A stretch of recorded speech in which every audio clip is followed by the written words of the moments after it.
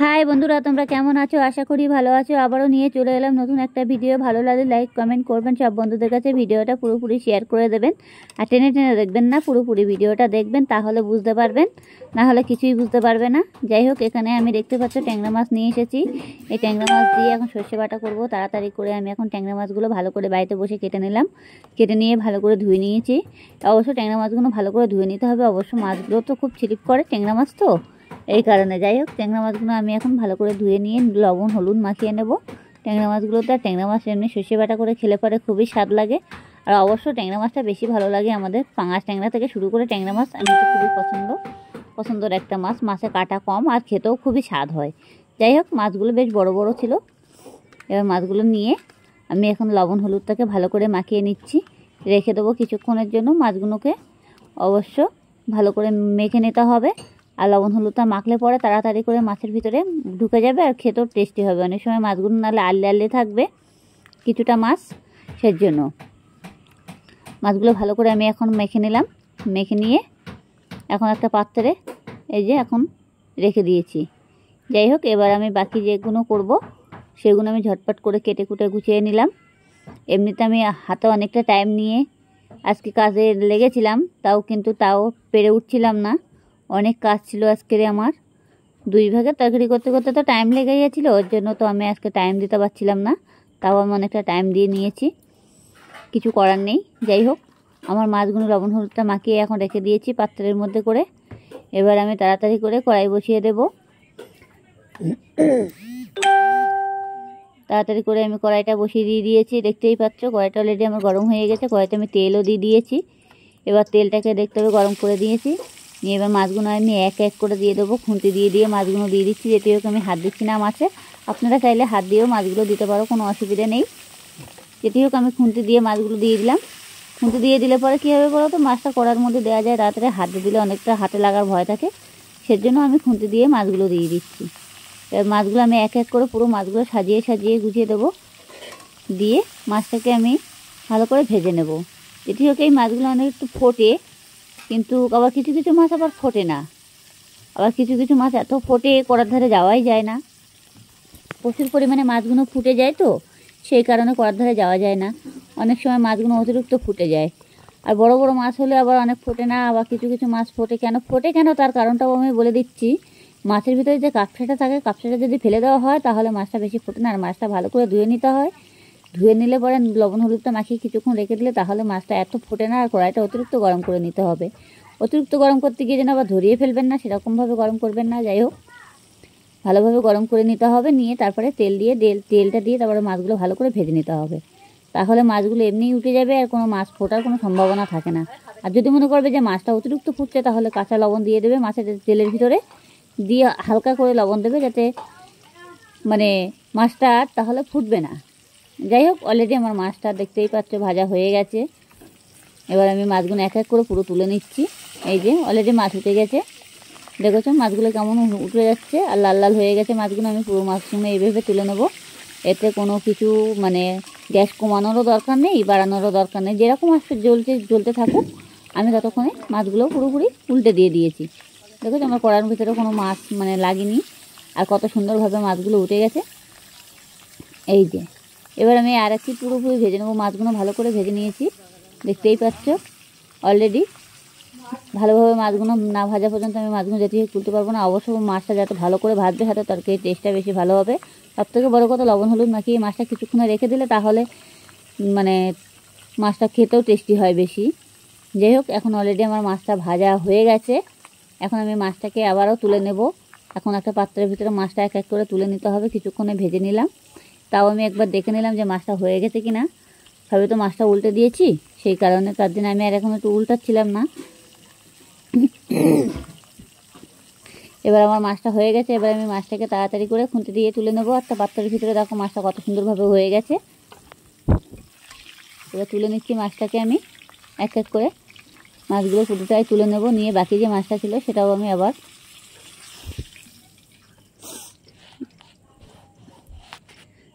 তুলে নেওয়া হয়ে গেছে। মাছগুলো কড়াইতে যে তেল ছিল আমি আবারও মাছগুলো দিয়ে দিচ্ছি।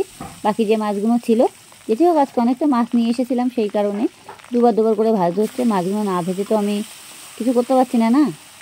যাই হোক, অলরেডি মাছগুলো আমার দেওয়া হয়ে গেছে কড়ার ভিতরে।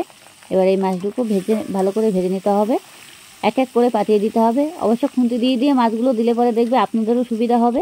আপনারা একবার চেষ্টা করে দেখুন এইভাবে, তাহলে খুবই সুবিধা হবে, হাতে লাগার কোনো ভয় থাকবে না।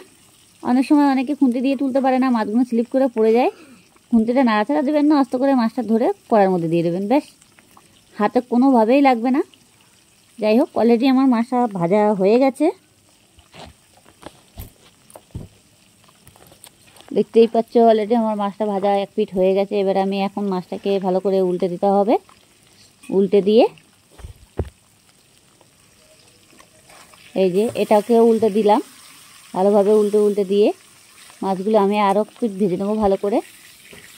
এই মাছ লাগার কোনো চিন্তা ভাবনা নেই, আর ফোটারও কোনো চিন্তা ভাবনা নেই। যেটি হোক, যখন মনে করবে যে মাছটা হতে, অবশ্যই আবারও বলছি, যখন মনে করবে যে মাছটা ফুটবে, যে কোনো মাছ, তখন হালকা একটু লবণ তেলের ভিতরে কাঁচা, মানে তেলের কড়ার ভিতরে যখন একটু হালকা একটু কাঁচা লবণ দিয়ে দেবেন, অল্প করে দেবেন। যেটি হোক, মাছে লবণ হলুদ মাখানো থাকবে, নাহলে মাছটা পুড়ে যাওয়ার সম্ভাবনা থাকবে। হালকা করে দিয়ে দেবে, তাহলে এটা আর মাছটা ফুটবে না, কোনো মাছই ফুটবে না, তখন পুরোভাবেই ভাজা হয়ে যাবে। যাই হোক, মাছটা আমার অলরেডি ভাজা হয়ে গেছে, দেখতেই পাচ্ছ কত সুন্দরভাবে। আমি এখন মাছগুলো পুরোপুরি তুলে নেব। এবার মাছগুলো আমি নিয়ে নিলাম তুলে, এই যে এক এক করে মাছগুলো আমি পুরোটাই তুলে নিচ্ছি। কড়াইতে যে তেল আছে, এবার এই তেলের ভিতরে আমি এখন কালো জিরে ফোড়ন দিয়ে দিচ্ছি। এই যে দেখো, এই কালো জিরে ফোড়ন দিয়ে দিলাম। দিয়ে এবার আমি দেব হচ্ছে টমেটো কেটে রেখেছিলাম, এই টমেটো কুচি দেব। এই টমেটোগুলো দিয়ে দিয়েছি তেলের ভিতরে, দিয়ে এটাকে ভালো করে আমার নাড়াচাড়া দিয়ে নিতে হবে। পুরো টমেটোটা একদম পুরো করে ফেলতে হবে, নাড়াচাড়া দিয়ে ঘেটে ফেলতে হবে। এবার আমার যে কাঁচা লঙ্কাটা দেওয়া, সেটাও আমি দিয়ে দিলাম। এবার এটাকে ভালো করে ভেজে নিতে হবে। টমেটোটা পুরো একদম মাখা করে ফেলতে হবে, মানে ঘেটা করে ফেলতে হবে, যাতে টমেটোটা গোটা না থাকে। গোটা থাকলে তাহলে অসুবিধা হয়ে যাবে, ঝোলের ভিতরে তাগিয়ে থাকবে। যাই হোক, আমি এখন লবণ দিয়ে দেবো। যেরকম ঝোলে যতটা মাছের তরকারিতে যতটা লবণ লাগবে ততটুকুই দেবো, তাছাড়া বেশি দেওয়া যাবে না। যেটি হোক, আমার তরকারিতে বেশি লবণ দিলে আবার পুড়ে যাবে। এবার দিয়ে এটাকে ভালো করে নাড়াচাড়া দিতে হবে। দেখতেই পাচ্ছ টমেটোগুলো আস্তে আস্তে পুরো গলতে শুরু করে দিয়েছে। তেলের মধ্যে টমেটো দিয়ে আর লবণ দিলে পরে টমেটোগুলো আস্তে আস্তে গলে যায়, এটা কোনো থাকে না, তখন একটু নাড়তে থাকতে হয়। যাই হোক, এটাকে আমার পুরো গলে গেছে অনেকটা টমেটো, দেখেছ। এবার আমি হালকা জিরের গুঁড়ো, হলুদ গুঁড়োগুলো এবার আমি তাড়াতাড়ি করে সামনের মাথায় নিয়ে এসেছি। এবার সেগুলো আমি দিলাম, হলুদ দিয়ে দিয়েছি। এবার দেবো জিরের গুঁড়ো,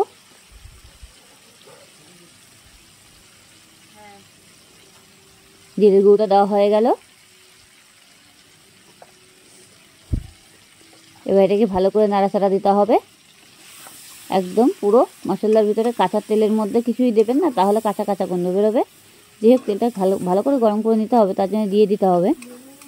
আর মশলাটা তেল দিয়ে ভেজে নিলে পরে খেতেও খুবই স্বাদ হয়। আপনারা ঘরে বসে এই রেসিপিটা একবার করে দেখুন, তাহলে বুঝতেই পারবেন যে কেমন স্বাদ হয় তরকারি। যাই হোক, এটাকে আমার একদম অলরেডি হয়ে গেছে, দেখতেই পাচ্ছ, আর কালারটাও চলে এসেছে। এবার আমি হালকা একটু চিনি দিয়ে দিচ্ছি। চিনিটা দিলে তরকারি টেস্টি বেশি হয়, আর কালারটাও সুন্দর হয়।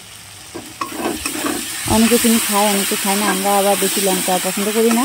যেটি হোক, কিছু তরকারিতে অনেক সময় লঙ্কা হয়ে যায়, তখন আমাদের আবার খাওয়া হয় না, তখন ঝাল লেগে যায়, তখন একটু বাড়ির লোক বকাবকি করে আর কি, যার জন্য একটু তরকারিতে সমস্যা হয়ে যায়। আমার আবার তরকারিতে চিনি খাওয়াটা আমাদের আবার ঠিক আছে। অনেকে খায় না চিনি, অনেকে খায়।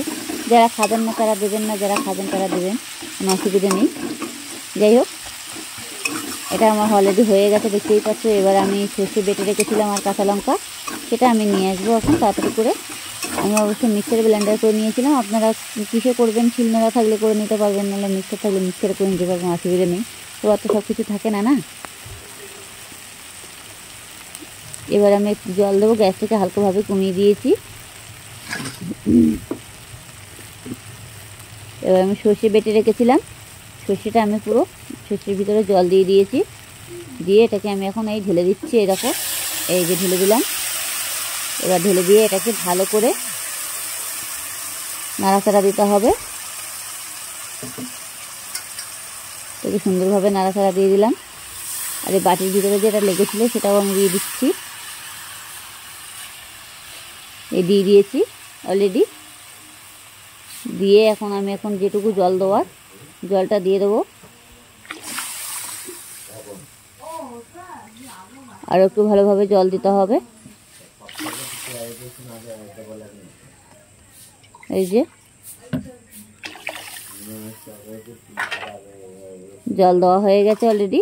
এবার আমি এটাকে ভালো করে এখন নাড়াচাড়া দেবো। যদি হোক আমি আর এখন জল দেবো না বেশি। এবার ঝোলটা না ফুটে ওঠা পর্যন্ত আমি মাছটা দিতে পারছি না। এটাকে ভালো করে নেড়ে চেড়ে নিলাম।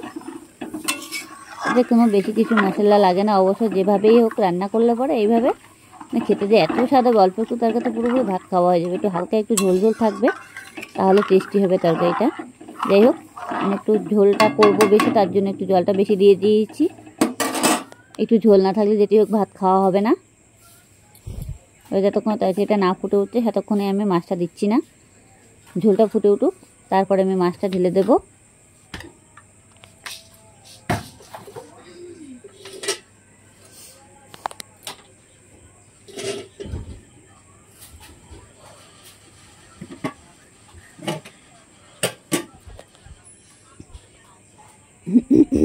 গ্যাসটাকে আমি বাড়িয়ে দিয়ে দিয়েছি। অলরেডি গ্যাসটা বাড়ানো হয়ে গেছে আমার। তাড়াতাড়ি এবার ফুটে উঠবে তরকারিটা। তাড়াতাড়ি ফুটে ওঠার পরে আমি মাছটা ঢেলে দেবো। যতক্ষণে ফুটে না উঠছে ততক্ষণে আমি মাছটা দিতে পারছি না।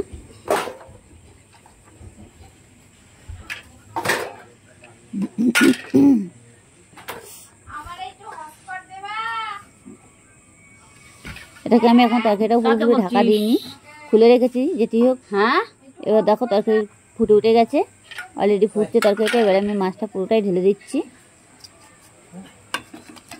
এই ঢেলে দিলাম। হ্যাঁ, দিয়ে এটাকে আমি ভালো করে নেড়ে চেড়ে, হ্যাঁ তোমারটা রয়েছে খাও। অলরেডি আমার নাড়াচাড়া হয়ে গেল। মাছগুলো পুরো ঝোলের ভিতরে দিয়ে দিয়েছি। খালি মাছ দিয়ে সর্ষে বাটা তরকারি হেভি টেস্টি হবে। যেটি হোক, আমি ধনেপাতা কেটেছি। এবার ধনেপাতাগুলো কুচি করে নিলাম, নিয়ে তাড়াতাড়ি করে এখন আমি মাছের ঝোলের ভিতরে দিয়ে দিচ্ছি। বেশ, আমার অলরেডি দেখতেই পাচ্ছ তরকারি পুরো কমপ্লিট করা হয়ে গেল। এবার জাস্ট একটু ফুটে উঠতে ভালো করে ফুটিয়ে নিতে হবে ঝোলটাকে, তাহলে সর্ষের গন্ধটা থাকবে না, আর খেতেও কিন্তু খুবই টেস্টি হবে। যাই হোক, আমি এখন ভালো করে নাড়াচাড়া দিয়ে দিচ্ছি খুঁটি দিয়ে। অলরেডি নাড়াচাড়া হয়ে গেল, দেখতেই পাচ্ছ। এখন আমি তরকারিটা ভালোভাবে একটু ঢেকে দেবো, যাতে ধনেপাতার গন্ধটা ঝোলের ভিতরে পুরোটাই আটকে যায়। নাহলে খুলে রাখলে পরে ধনেপাতার গন্ধ থাকবে না। আর এখনকার ধনেপাতার তো কোনো গন্ধই নেই, আর দাম বেশি প্রচুর পরিমাণে। একটুখানি ধনেপাতা কিনতে যাবা 10 টাকা, 50 গ্রাম ধনেপাতার দাম 15 টাকা দাম।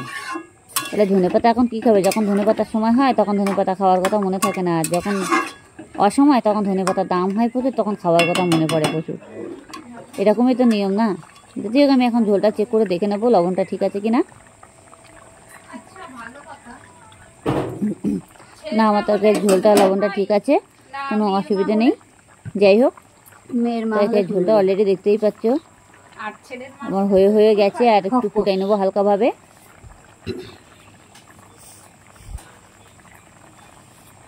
আর অসময় এখন ধনেপাতাগুলো দাম বেশি, খেতেও মন চায়, না আনলেও পারা যায় না। যাই হোক, এখন ধনেপাতা তো আনতেই হবে, একটু মাছের ঝোল টোল করতে গেলে ধনেপাতার দরকার পড়ে। এখন আমি তরকারিটা ভালো করে নাড়াচাড়া দিয়ে নেবো। অলরেডি নাড়াচাড়া হয়ে গেছে, দেখতেই পাচ্ছ। তরকারির ঝোলটা কমেও গেছে অনেকটা, দেখেছো, কালারটাও চলে এসেছে। আমাদের সবসময় সর্ষে বাটা খাওয়া হয় না কেন বলো তো? সর্ষে বাটাটা খেতে পারি না। যেটি হোক, অনেক সময় সর্ষে বাটার তো গ্যাস তৈরি হয়ে যায়, এর জন্য সর্ষে বাটার তরকারিটা বেশি খাওয়া হয় না। যাই হোক, আমার তরকারিটা হয়ে গেছে অলরেডি। এখন আমি ঢেলে নিয়েছি। এই যে দেখতেই পাচ্ছ, সর্ষে বাটা দিয়ে ট্যাংরা মাছ ঝোল। ভালো লাগলে লাইক কমেন্ট করবেন, আর সব বন্ধুদের কাছে ভিডিওটা পুরোপুরি শেয়ার করে দেবেন।